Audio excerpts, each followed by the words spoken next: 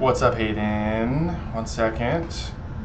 I'm finalizing the info on this ad stuff for RGR, NRF, whatever you want to call it.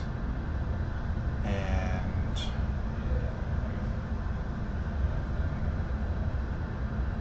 wait a second. 23rd, yeah, so the 24th. Hang on. I'll explain it all. I don't know why I started the video before I'm ready. Just some classic English style. You're kind of giving me a bad habit. Okay, so Libsyn Pro accounts have this tab, which is the main show, which for us, with the exception of the timestamps, is going to look just like normal shows. And then we have the network and admin, which is where we're going to add the advertisements. So if you go to the advertising page, there's 2 steps. First is to add a new campaign. If it's a show, so for RGR, like they were doing new news every month. So for that, we would make a new campaign every month. For some of our other shows, it might just be one single campaign, but you would add a new campaign. I'm actually just going to open September. You have to give it a name and everything. It doesn't really matter. The important part is the ads themselves and then when they're going to run. So under advertisements, we have all of the different ad spots that you could possibly have. So for them, they have 2 different versions of the news.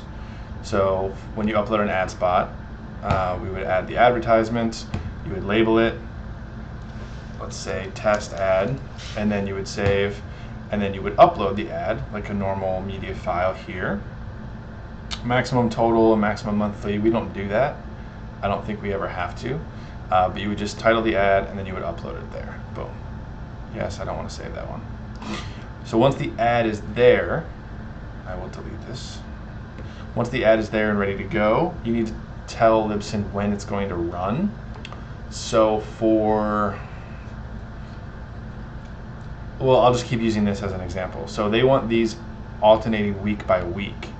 So what we'll do is we'll take we're going to add a run schedule, and we have to pick the start and end dates. So let's say it's going to be this first week of October. So we run it from October 1st to this Sunday, October 7th. You pick a slot for them, and these are true mid-roll or pre-roll and post-roll. So mid-roll slot 1 is what we want to pick, and that refers back to the mid-roll slot time that you put in the episode itself. All the other stuff you can forget about, maximum, minimum you can forget about, and then you have to add either the network, which means it will affect every single show on the network, which in this case is just one show, so you can select that. Or if we have multiple shows, then we would select the podcast that it's actually going to go on, and then you would save it. And that's it. Cancel, because I already have that one. And then for them, like I mentioned, they have alternating segments, so you have to basically make a run for every single week that it's going to happen. So I would just click A, schedule it for the first week of October, go into B, schedule it for the second week of October, back and forth until you have it for as long as you need it to be. And then once you add all of these here, it will propagate the run schedule. You don't have to edit anything here. It will just tell you when it's going to be. And that is it for adding ads and timestamps to, at least to the NRF show. Now when we do things for like Toyota, it's not going to be ads, it is going to be time sensitive, like messages and announcements.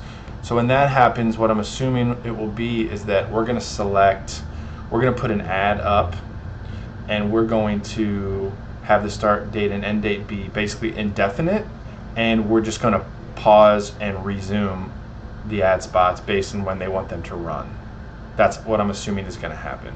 But this at least gives you a rundown of what's going on. So if Jen asks you to make a new ad, and this is what you need to follow in order to make that happen, or if there's a mistake, come in and double check the run schedule. It's all here. Just notate between the 2 different tabs here at the top. And that's pretty much it.